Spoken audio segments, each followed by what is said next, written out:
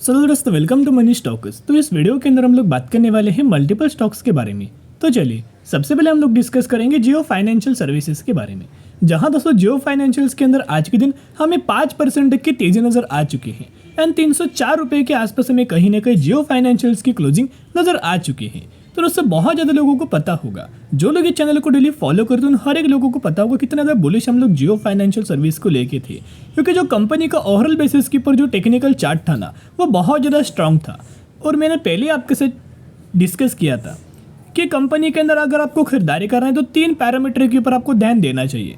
सबसे पहले कंपनी का बिजनेस अच्छा होना चाहिए, उसके बाद कंपनी का पैरामीटर्स अच्छे होने चाहिए और उसके बाद कंपनी का टेक्निकल चार्ट भी अच्छा होना चाहिए। अगर दोनों चीज़ें तो कंपनी के अच्छे हैं, एक तो कंपनी का बिजनेस भी अच्छा है, कंपनी के पैरामीटर्स भी अच्छे हैं, लेकिन क्या है ना कंपनी का टेक्निकल चार्ट हमने स्टडी किया था और आप सभी को पता होगा कहीं ना कहीं 232 रुपीज़ के आसपास 232 रुपये के आसपास हमने कहीं ना कहीं जियो फाइनेंशियल्स के अंदर खरीदारी किया था और अभी भी हम लोग जियो फाइनेंशियल्स के अंदर हम लोग होल्ड कर रहे हैं।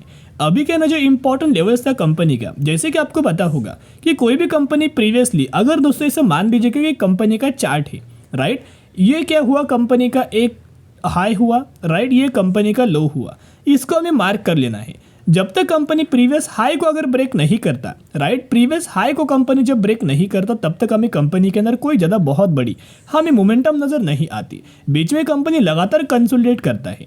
कहीं ना कहीं करंटली हमें जियो फाइनेंशियल्स का जो हाई हमें क्रिएट हुआ था 292 रुपीज़ के आसपास, उस लेवल को कंपनी ने ब्रेक करके फाइनली 304 रुपये के आसपास हमें क्लोजिंग कर चुका है। और कहीं ना कहीं अगर आप ओवरऑल बेसिस के ऊपर ऑब्जर्व करेंगे तो जिन लोगों ने 232 रुपये के आसपास खरीदारी किया है, 240 रुपये के आसपास खरीदारी किया है, फिर भी उन लोगों को 25 से लेकर 30% तक का रिटर्न्स हमें जियो फाइनेंशियल सर्विसेज के अंदर नजर आ रहा है।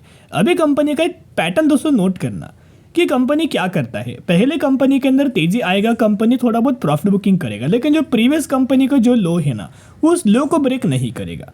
फिर कंपनी के अंदर तेजी आएगा, जो प्रीवियस हाई कंपनी था उसको कंपनी ने ब्रेक किया, फिर रिटेस्ट करेगा और रिटेस्ट कहाँ तक करेगा, प्रीवियस जो हाई कंपनी ने क्रिएट किया था वही हाई कंपनी बिल्कुल भी ब्रेक नहीं करेगा, उसी लेवल पर होल्ड करेगा। फिर कंपनी के अंदर तेजी आया, अभी क्या है ना थोड़ा बहुत कंपनी और हमें होल्ड करते हुए दिखाई दे सकता है 290 रुपये के आसपास, और फिर कंपनी के अंदर तेजी आएगा। बढ़िया तरीके से एक प्राइस एक्शन क्रिएट करके हमें कंपनी के अंदर आगे तेजी नजर आ रही। और जैसे कि आपको पता होगा कि जैसे ही कंपनी के अंदर तेजी आएगा ना, बड़े बड़े ब्रोकरेज फंड हाउसेस के द्वारा हमें टारगेट दिए जाएंगे। जब कंपनी के अंदर तेजी आने से पहले बिल्कुल भी इनका कोई व्यू नहीं होता, लेकिन जैसे ही तेजी आएगी ब्रोकरेज फर्म के द्वारा हमें टारगेट आपको दिए जाएंगे। देखिएगा अभी क्या है ना जियो फाइनेंशियल्स के अंदर हमें एक ब्रोकरेज फर्म के द्वारा एक बाइंग रिकमेंडेशन दिया गया है। इनका मानना है कि 305 रुपये से लेकर 325 रुपये तक का टारगेट आपको दिखाई दे सकता है, जो कि 275 रुपीज़ से अगर आप कंपेयर करके चलेंगे तो इससे भी कंपनी के अंदर और आपको 24% तक का रिटर्न आपको मिल सकता है। यानी कि अगर आप 303 रुपये की हिसाब से भी अगर आप खरीदारी करेंगे फिर भी कंपनी के अंदर 325 रुपये तक का टारगेट दिया है, इसका मतलब 24% तक का अपसाइड मूवमेंट नजर आ सकता है। और जैसे ही कंपनी ने प्रीवियस रेजिस्टेंस को ब्रेक किया, प्रीवियस हाई को ब्रेक किया, वैसे कंपनी के अंदर आफ्टर मार्केट ऑर्डर लग चुका है। और दोस्तों कोई छोटा ऑर्डर नहीं है, छोटी क्वांटिटी नहीं है, बहुत बड़ा आफ्टर मार्केट ऑर्डर लग चुका है। आप यह देख सकते हो, ऑलमोस्ट आप पकड़ सकते हो कि 4 लाख क्वांटिटीज का आफ्टर मार्केट ऑर्डर लगा हुआ है करंट प्राइस के ऊपर। तो कहीं ना कहीं जैसे कल के दिन दोस्तों मार्केट ओपन होगा 9:15 बजे के आसपास अच्छी खासी रैली, अच्छी खासी तेजी हमें नजर आएगा। कि सबसे पहले होगा क्या कि जो ऑर्डर हमें आफ्टर मार्केट ऑर्डर लगा हुआ है ना 4 लाख क्वांटिटीज का, ये बाइंग साइड के लिए लगा है, तो सबसे पहले ये क्वांटिटीज एग्जीक्यूट होगा। और जब भी ऐसा कोई बड़ा क्वांटिटीज एग्जीक्यूट होता है ना, कंपनी के प्राइस के अंदर एक पंप सिचुएशन नजर आता है और जिस वजह से कंपनी के अंदर तेजी नजर आता है, राइट। तो जियो फाइनेंशियल्स के अंदर सेकंड जो रीजन है जिस वजह से तेजी आया ना, सबसे पहला रीजन क्या है, टेक्निकल चार्ट, बाकी कोई न्यूज़ नहीं है। फिर हमने टारगेट के बारे में डिस्कस किया, राइट। अभी क्या है ना तेजी के पीछे एक और रीजन है, क्योंकि मार्केट आज के दिन आपने देखा होगा बहुत ज़्यादा बुलिश था। फर्स्ट हाफ के अंदर तो मार्केट के अंदर कोई बुलिशनेस नजर नहीं आया था, एक बेयरिश मार्केट नजर आ रहा था, लेकिन सेकंड हाफ के अंदर क्या रिकवर किया है। निफ्टी 50 के अंदर अगर आप ऑब्जर्व करेंगे एकदम 90 डिग्री कंपनी के द्वारा 90 डिग्री इंडेक्स के अंदर हमें रिकवरी किया गया है, जिसका बहुत ज़्यादा इंपैक्ट हर एक सेक्टर के अंदर एंड हर एक स्टॉक्स के अंदर दिखाई दे चुका है, राइट।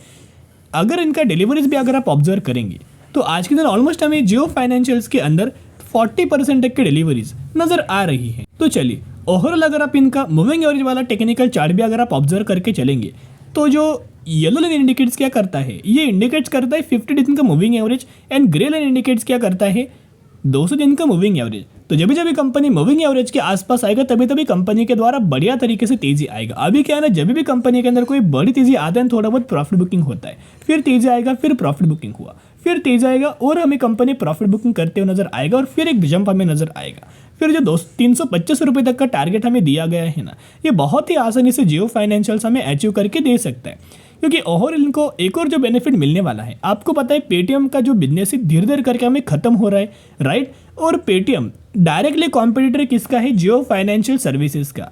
तो अगर सेम सेगमेंट के अंदर कोई कंपनी बिजनेस करता है और एक कंपनी का बिजनेस खत्म होता है ना, तो इसके जो कस्टमर्स होते हैं, जितने भी कस्टमर्स होंगे वो अप्रोच करेंगे जियो फाइनेंशियल सर्विसेज को, जितने भी एम्प्लॉयज होंगे वो इनको अप्रोच करेंगे जियो फाइनेंशियल सर्विसेज को।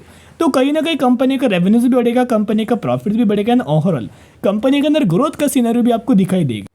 तो जियो फाइनेंशियल्स का अगर आप टेक्निकल चार्ट को ऑब्जर्व करेंगे तो लगातार पिछले 3 दिनों से हमें कंपनी के अंदर लगातार तेजी आया है। और यहाँ अगर आप ऑब्जर्व करेंगे तो जो कंपनी का 292 रुपीज़ का जो इंपॉर्टेंट रेजिस्टेंस लेवल था, उस कंपनी के द्वारा रेजिस्टेंस को हमें ब्रेक किया गया है। अभी अच्छी खासी रैली हमें आपको दिखाई दे सकते हैं, 1-2 दिन कंपनियां होल्ड कर सकते हैं, उसके बाद फिर एक रैली हमें जियो फाइनेंशियल्स के अंदर कंटिन्यू हो सकता है। और कहीं ना कहीं यही नीचे से जो ट्रेड लाइन हमें नजर आया, तो यही ट्रेड लाइन को एनालाइज करके हमने 232 रुपये के आसपास ये लेवल्स पर हमने खरीदारी किया था, ये आप सभी को पता होगा। तो जो भी लोग खरीदारी करना चाहते हो, हर एक गिरावट के अंदर, हर एक डिप्स के अंदर खरीदारी करना, कंपनी कोई बुरा नहीं है और कंपनी का बिजनेस भी कोई बुरा नहीं है। ये इंडिया की तीसरी एनबीएफसी कंपनी है, राइट। सबसे पहले जो बजाज फाइनेंस है वो भी 4 डिजिट पर ट्रेड करता है, बजाज फिनसर्व जो कि बजाज फाइनेंस की एक पेरेंट कंपनी है वो भी 4 डिजिट पर ट्रेड करता है, और जियो फाइनेंस सर्विसेज हमें 3 डिजिट पर ट्रेड कर रहा है। तो आने वाले फ्यूचर में क्या है ना, ये कंपनी 4 डिजिट पर भी आपको ट्रेड करते हुए दिखाई दे सकती है, राइट। चलिए अब हम डिस्कस करेंगे अगली कंपनी के बारे में जिसका नाम है बजाज फाइनेंस। तो बजाज फाइनेंस के अंदर ओवरऑल आपको नए के बार परफॉर्म दिखाई दिया। ओवरऑल अगर आप इनका भी परफॉर्मेंस ऑब्जर्व करेंगे तो यहाँ आपको तो नए के बराबर परफॉर्म दिखाई दे चुका है, लेकिन एक्चुअली अगर आप बॉटम से लेकर टॉप तक अगर आप कैलकुलेट करके देखेंगे तो जो रिकवरी हमें नजर आया है ना, ये रिकवरी 2% की है दोस्तों, राइट। फर्स्ट हाफ के अंदर तो गिरावट हुआ था, लेकिन सेकंड हाफ के अंदर बढ़िया तरीके से रिकवरी, सेम निफ्टी 50 के अंदर जो रिकवरी हुआ है ना, वही सेम चार्ट आपको बजाज फाइनेंस के अंदर नजर आ रहा है। और जो लगातार बजाज फाइनेंस को जो प्रॉब्लम हुआ था ना, क्या कोई बहुत बड़ा प्रॉब्लम हुआ था, नहीं दोस्तों। जो रिजल्ट्स के अंदर जो मार्केट हमें एक्सपेक्ट करके चल रहा था, वो रिजल्ट्स का मार्केट की एक्सपेक्टेशंस को फुलफिल नहीं किया, जिस वजह से मार्केट ने क्या किया, बुरा रिएक्ट किया। लेकिन यही गिरावट के अंदर निवेश करने का बढ़िया मौका होता है। अगर आप ये मार्केट की एक्सपेक्टेशंस को देखोगे तो अर्निंग पर शेयर के अंदर कंपनी ने जो रिपोर्ट किया है 3% तक का गिरावट हुआ, और रेवेन्यूज के अंदर ऑलमोस्ट हमें परफॉर्मेंस अच्छे खासा डिसेंट तरीके से किया हुआ है। ऑलमोस्ट जो क्राइटेरिया था, मार्केट का जो व्यू था, एक्सपेक्टेशंस था, उसको हमें फुलफिल किया है। लेकिन प्रॉब्लम दिया अर्निंग पर शेयर के अंदर, इसकी वजह से थोड़ा बहुत हमें मार्केट के द्वारा एक करेक्शन वाला सिनेरियो बजाज फाइनेंस के अंदर दिया हुआ है। लेकिन यही गिरावट आने वाले सालों में बढ़िया तरीके से मौका दे सकते, क्योंकि बजाज फाइनेंस का ओवरऑल बेसिस के ऊपर अगर आप सेल्स का ग्रोथ देखोगे तो इसके अंदर कोई इंपैक्ट नहीं है, प्रॉफिट्स का भी ग्रोथ देखोगे तो इसके ऊपर भी कोई इंपैक्ट नहीं है। पिछले 5 सालों का अगर आप ऑब्जर्व करेंगे तो 27%, पिछले 3 सालों का 16%, एंड ईयर टिल डेट का अगर आप देखोगे तो 33%। प्रॉफिट ग्रोथ भी अगर आप ऑब्जर्व करेंगे तो पिछले 5 सालों का 36%, पिछले 3 सालों का 30% और ईयर टिल डेट का 28%। यानी कि ईयर टिल डेट से कोई कंपनी के अंदर प्रॉब्लम नहीं है। लेकिन क्या होता है ना, अगर कोई मार्केट हमें एक्सपेक्ट करके चलता है और कंपनी फुलफिल करता है तो मार्केट क्या करेगा, पॉजिटिव रिएक्ट करेगा, राइट। और अगर मार्केट जो एक्सपेक्ट करता है और कंपनी ने बुरा रिपोर्ट किया, एक्सपेक्टेशंस को फुलफिल नहीं किया, तो थोड़ा बहुत मार्केट क्या करेगा, नेगेटिव रिएक्ट करेगा, राइट। तो वही रिएक्शन है, लेकिन ये रिएक्शन कोई शॉर्ट टर्म के लिए होने वाला है, राइट। ये रिएक्शन शॉर्ट टर्म के लिए होने वाला है, ये कैरी फॉरवर्ड लॉन्ग टर्म के अंदर नजर नहीं आएगा। और जैसे लगातार कंपनी गिर रहा है, वैसे अगर आप यहाँ इनके शेयर होल्डिंग पैटर्न्स के अंदर ऑब्जर्व करेंगे तो हर एक लोग खरीदारी कर रहे हैं। जैसे कि एफआईएस देखेगा, पहले 20.90% का स्टेक था, फिर 20.41 और फिर अभी करंटली 20.92, लगातार एफआईएस खरीदारी कर रहे हैं। डीआईएस को ऑब्जर्व करना, 12.83% का स्टेक था, वो इंक्रीज करके 13.05, वो भी इंक्रीज करके 14.01। लगातार डीआईएस ने माल खरीदारी किया, और माल किसने बेचा है, माल दोस्तों हमेशा बेचता है पब्लिक, राइट। उसके साथ साथ म्यूचुअल फंड्स का भी अगर आप ओवरऑल डेटा को ऑब्जर्व करेंगे तो ये जैन महीने का एकदम अपडेटेड डेटा के बारे में हम लोग बात करें, जिसके अंदर 123 म्यूचुअल फंड्स की खरीदारी एंड 60 म्यूचुअल फंड्स की बिकवाली, यानी कि लगातार म्यूचुअल फंड्स बुलिश व्यू रख के चल रहे हैं। और करंटली क्या है ना दोस्तों, कि बजाज फाइनेंस के अंदर अगर आप ऑब्जर्व करेंगे तो जेएम फाइनेंशियल्स के द्वारा ब्रोकरेज फर्म के द्वारा 10,000 रुपीज़ तक का टारगेट दिया हुआ था। और जब बजाज फाइनेंस हमें 8,000 रुपीज़ पर जब ट्रेड कर रहा था ना, उस वक्त हमें जो टारगेट दिया गया था ब्रोकरेज फर्म के द्वारा वो लॉन्ग टर्म का 12,000 रुपीज़ तक का टारगेट हमें दिया गया था। राइट, तो निवेश करने का बढ़िया मौका है। ये कंपनी कोई बुरी नहीं है, ये कंपनी मार्केट लीडर है। राइट, तो जो भी प्रॉब्लम आएगा वो शॉर्ट टर्म के अंदर आएगा। तो जरूर कंपनी के ऊपर दोस्तों बाइंग करने की कोशिश करना, हर एक गिरावट के अंदर, हर एक डिप्स के अंदर खरीदारी करने की कोशिश कर सकते हो। अभी हम बात करने वाले हैं अगली कंपनी के बारे में जिसका नाम है टाइगर लॉजिस्टिक इंडिया। ये कंपनी के अंदर मैक्सिमम के अंदर 2800% तक का रिटर्न शेयर होल्डर्स को दे चुका है। ये वही कंपनी है जिसके अंदर 1:10 रेशियो का स्प्लिट का बेनिफिट मिलने वाला है, यानी कि 1 के बदले आपको 10 शेयर मिलने वाले हैं। तो जरूर कंपनी के बारे में ओवरऑल स्टडी एनालिसिस कर सकते हो। चलिए आज के लिए इतना ही। अगर आपको ये वीडियो पसंद आए जरूर वीडियो को लाइक और चैनल को सब्सक्राइब कर सकते हो। फिर मिलेंगे, बाय।